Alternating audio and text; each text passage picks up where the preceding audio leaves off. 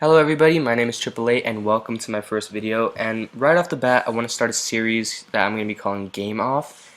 And essentially here I'm going to have some videos talking about a whole bunch of well-received games and seeing how they stack up to one another. And right now it's pretty broad. It's just a straight up discussion or argument for why these games might be the greatest of all time, but who knows if people watch, if they like the series. I might branch off into more specifics, like for example best indie ever or best RPG ever, etc, etc, but that's for a later time. For now, let's talk about the game at hand, which is Shadow of the Colossus, and this, despite originally releasing nearly 12 years ago, has been getting a lot of buzz recently because of the new E3 footage that Sony dropped during their conference, which was to announce a PS4 remake of the game. Now, people have argued over whether it's a remaster or a remake, and first of all, the difference between the two, for those of you who don't know, is a remaster is kind of like a brush up. You take the original and just give it a new polish, a new shine, and make it look more at home on next-gen consoles, updating graphics and maybe improving lighting and textures and all that. While a remake is a start from scratch kind of thing, which it's still at its core clearly the same game, but you can make changes to the gameplay, maybe even changes to the plot, but it stopped from being a new game or a reboot altogether by the fact that its roots are still planted in that original game.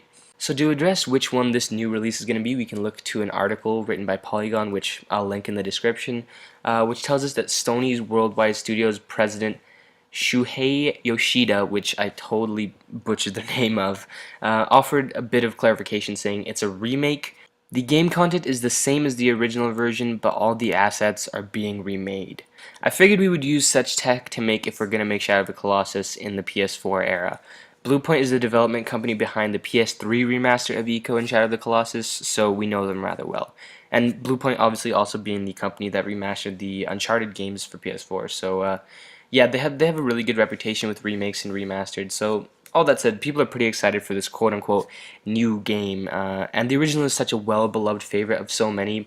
Jacksepticeye himself even mentioned on countless occasions that this is his favorite game of all time, so let's take a look at this game and what makes it so special. And seeing as it's the first game to compete in Game Off, let's see the bar it sets for the rest of the games to come.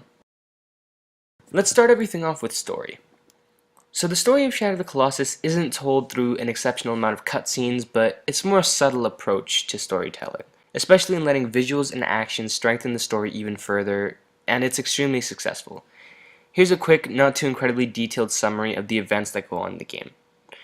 The story starts off with the main character, Wander, carrying the body of a girl named Mono. No, not that. There you go. Into the Forbidden Land on the back of his horse Agro, in the hopes of finding a way to revive Mono. Wander is then attacked by a bunch of shady figures and gets rid of them using an ancient sword which he had in his possession. A creepy dude named Dorman then promises Wander that he will help bring Mono back if Wander can slay the 16 Colossi that are just out and about minding their own business. So Wander agrees and heads out on this epic quest. Now, I'm going to get into spoilers here quickly, and I'm assuming most people watching this have played it or know how the story goes in some way or another, but in case you want to remain spoiler-free, I'll leave some sort of message for when you can skip to, for when it's good for you guys. So Wander goes on this quest, and upon the death of the 12th Colossi, it's revealed that he's being followed by a group of warriors that are led by a dude named Emin. Wander is warned by Dorman to move faster, so he does, and once he kills all 16 Colossi, at the expense of his loyal horse, which sacrificed itself to save Wander, he starts to look way worse for wear, and when Emin and his men show up, the warriors are ordered to kill the possessed man, which they do. However, Wander's body is then taken control of by Dorman, and he turns into a giant monster dude. Turns out the 16 Colossi held fragments of Dorman, and upon killing him, Wander was gradually freeing him. Emin casts a ritual to defeat Dorman, and they make everything bright and shiny again. And the game ends off with Mono waking up and seeing Agro, who is apparently just badly injured and not dead. He leads Mono to a pool to find a baby with horns lying there, and she picks him up and starts making her way to a secret garden. Okay, spoilers is over, and the first thing to talk about is the fact that Shadow of the Colossus is really good at never trying to be something it's not, and it has a really great sense of self. The story is well presented, and while it may be simple, it's pretty dense.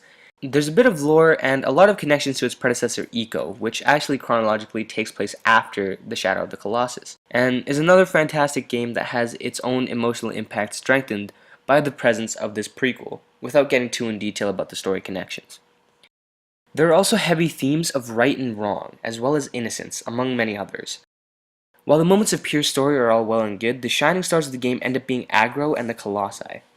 Aggro becomes a loyal companion that you grow attached to despite the game not being exceptionally long, and certain parts of the game invoke really powerful emotions directed towards him. The 16 Colossi are unique in the land of video games because they're technically bosses, but they're bosses you dread killing.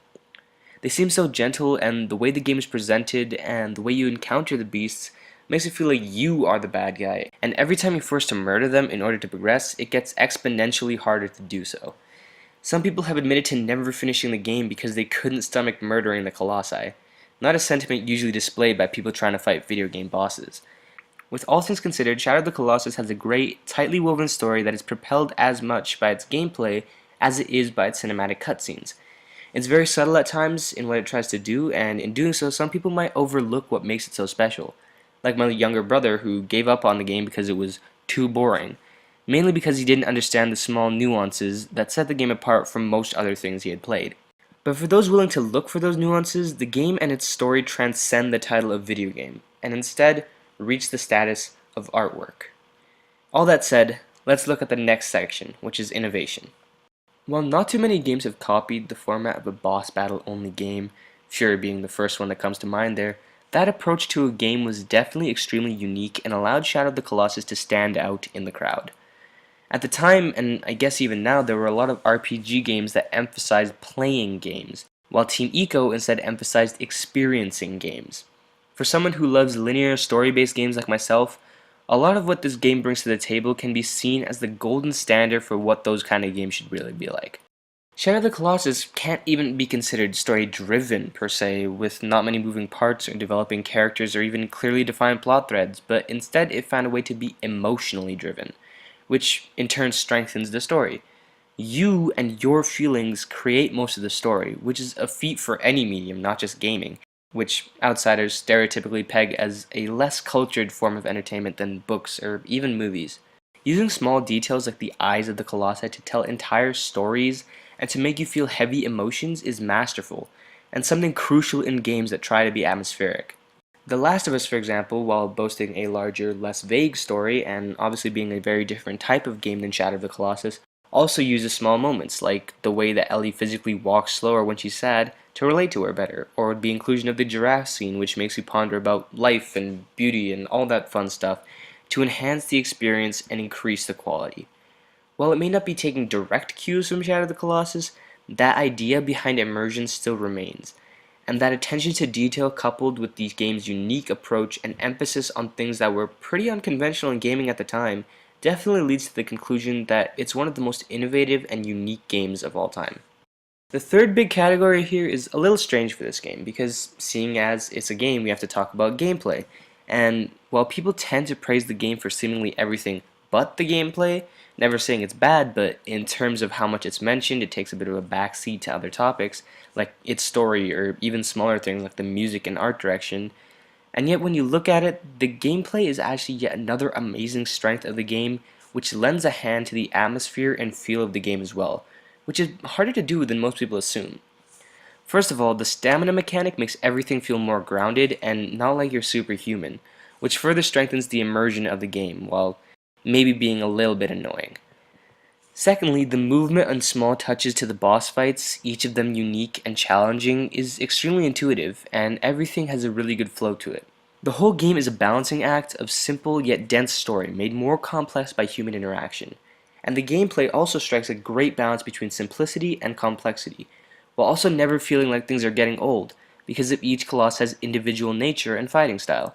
The most unique of which may be Avion, and your battle against her is a momentous task against an elegant creature with eons of small detail, that make her and each of the Colossi simultaneously a pleasure to fight and something hard to stomach. I won't go into extreme detail, but I'll put a link down in the description to an article written by a guy who's clearly in love with the game and especially the gameplay, where he goes in depth about tons of stuff that probably goes over people's heads, but allows the combat and gameplay to thrive immensely in the game. Finally, some final little add-ons. The music is absolutely fantastic. Go listen to it right now. The art direction is, well, you can see it, and while the graphics are pretty dated and unimpressive by today's standards, they were really high-end when the game was released, And plus, the design of the game, especially of the Colossi, you can see how well directed this game was. Plus, the new E3 footage shows us an even more stunning look into the world and lets the game take a crack at some more heavy-duty hardware. This game is definitely a classic, and for it to be the bar set for other games in this series is definitely going to be a bar that's pretty high. While it's definitely plenty different from other critically acclaimed games like Uncharted or Grand Theft Auto, although perhaps sharing some similarities with the former, for what it set out to do, it accomplished wonderfully. So, as the series progresses, I'll set up polls for you guys to vote on which games I've touched upon deserves a top spot. Obviously, right now there's no point in that since there's only one game, and this whole thing is just starting off. But eventually, we'll get the ball rolling on this whole thing, and we'll see how everything is stacking up. So, until that next video, this has been AAA signing off.